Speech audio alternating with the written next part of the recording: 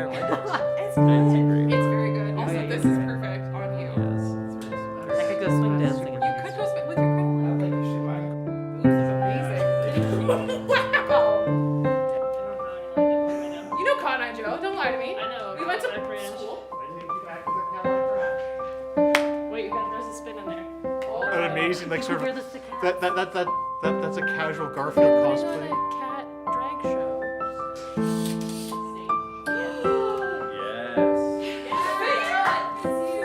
Close. It's close.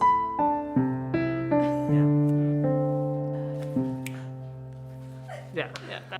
If I look back, when I first started transitioning, I was really into like high femme stuff. Of like I always wore dresses and I had makeup, and I was just clearly I had all of this interest that I finally got to express, and I would try to express openly. And I thought, well, this is who I am. I'm a high femme trans woman, and but then when I started kind of feeling like, actually, I kind of just want to wear like these high-waisted jeans that I really love and have a carabiner and my toque and a dumb band t-shirt, that I felt almost like I was going against the identity that I'd formed right away, that I would like, I wasn't allowed to evolve somehow, but I was the only one that had made up that rule kind of thing. And so it took me a little bit to go, well, no, you can evolve and adapt over time.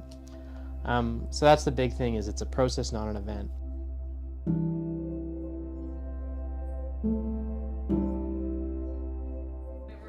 I will wear something that is like mask and then like very femme, or like a lot of makeup and then like a suit or something like that. And I find it's like that sort of like gender messing is like I'm much more comfortable with that now. Whereas before it was much more like, I don't know, not cliche, but like I would wear like the dress every day. I would get dressed in like typically feminine clothes, and now I'm like signaling something different. But we were talking about that with JJ, and this idea of like how when they show up and teach of like that, it's signaling the idea of being really present in like queerness is like a big thing.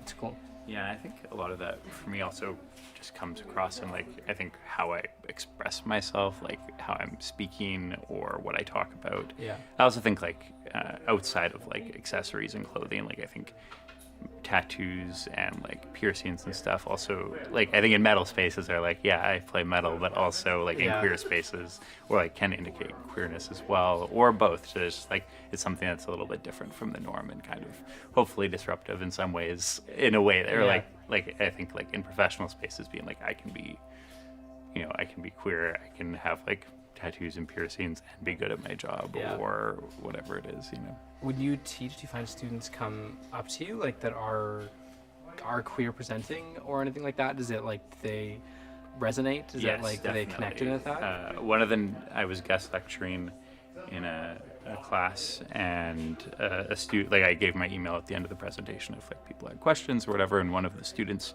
reached out who also uses they them pronouns, and and they wanted to chat more, and they were like, we talked a lot about career stuff, but also like they expressed that like how meaningful it was to see someone who's non-binary like in front of a classroom, and like and I find like with a student in my class now who's trans, like that's something that we often talk about like in the context of social work practice.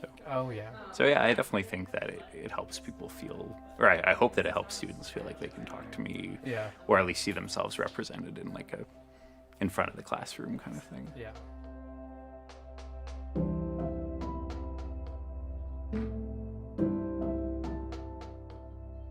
But part of this is that I don't know a lot of queer older people, and so, and I think I'm one of the older ones in our like friend group, and so I actually do wonder what our like 40s, 50s, 60s looks like, and I think I was worried that for a long time that like once the youth goes away, then it's like you normalize it this way. Mm-hmm. So whenever I do see someone that's like in their 40s, 50s, 60s that is really explicitly queer, and it may not be fashion, even if it's like relationship norms or if it's housing norms or whatever it is, it feels exciting because it's novel still in that way, I guess. Totally. And I think about too, like with, I guess, yeah, with that fashion kind of like communicating who we are to people. Yeah. I guess I hope that continues when we age, because I know that like we're not going to occupy the same social spaces and community spaces that we do now, but hopefully there can still just be that like we're here. you Yeah. know?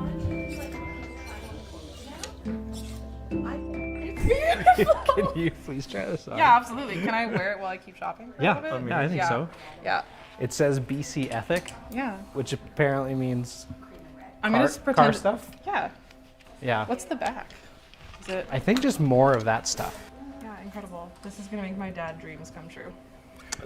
Who is this character? I guess the devil Well, riding I'm up. pretty sure it's the devil.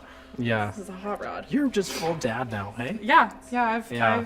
I'm kind of, my gender flips between Miss Frizzle and Mr. Frizzle. Is what I've decided. Because sometimes I want to be like super high femme, and then sometimes I'm like, don't touch me with anything feminine.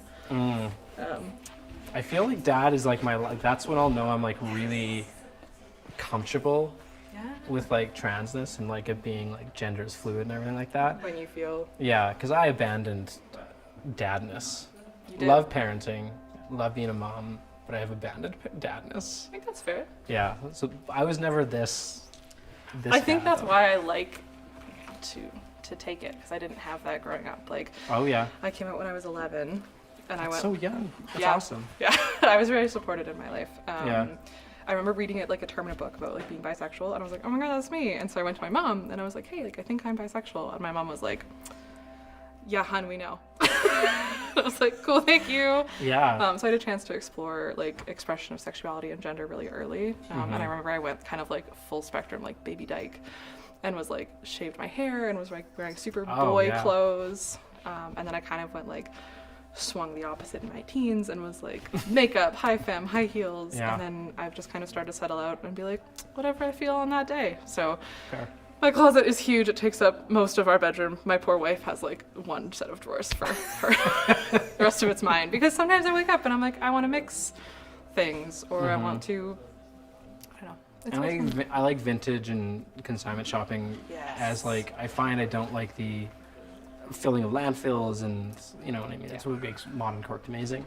But I actually really like the idea of like putting stuff on and trying that out a little bit. Well, I find Yeah. it's so much fun thrifting because it feels like there's less rules when it comes Mm-hmm. to thrifting. For me, I feel like sometimes I walk into a store and like Old Navy or like a store that has like a men's section and a women's section. Oh, yeah. And I feel like a lot of times in thrifting it's like a little more mixed, and it feels like there's less rules when I'm trying stuff on. Mm-hmm.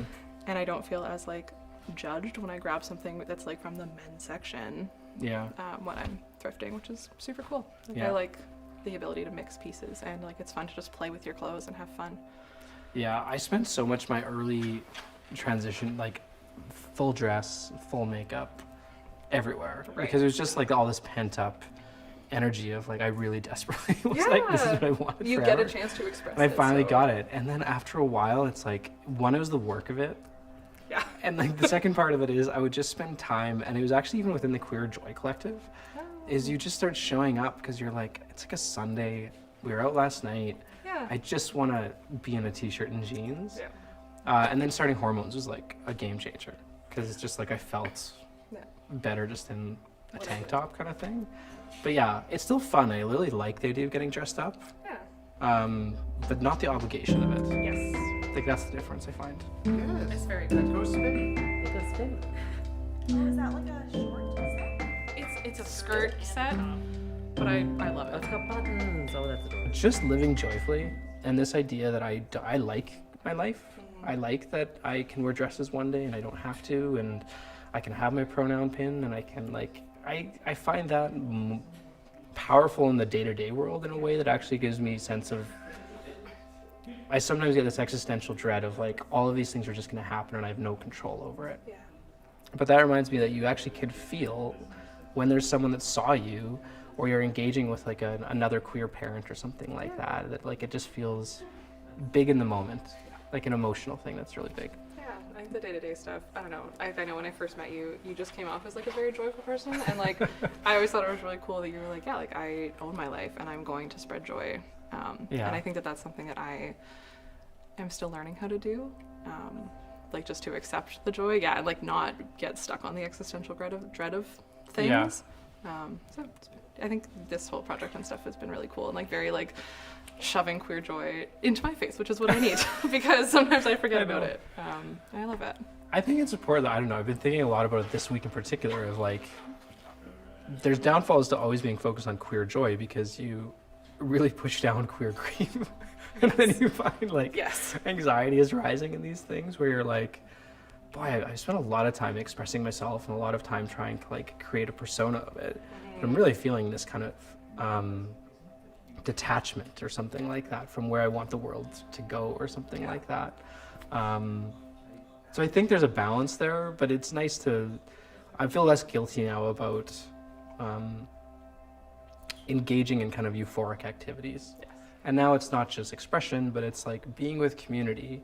I find, and we've talked about this a little bit of like, we go home and I'm very thankful, and I think you're in the same boat where you feel very welcome and supported and everything like that. And it's not the case for everyone, but you go home and there's people that knew an older version of you or something like that, or you're at work and you have to kind of do some education or something like that.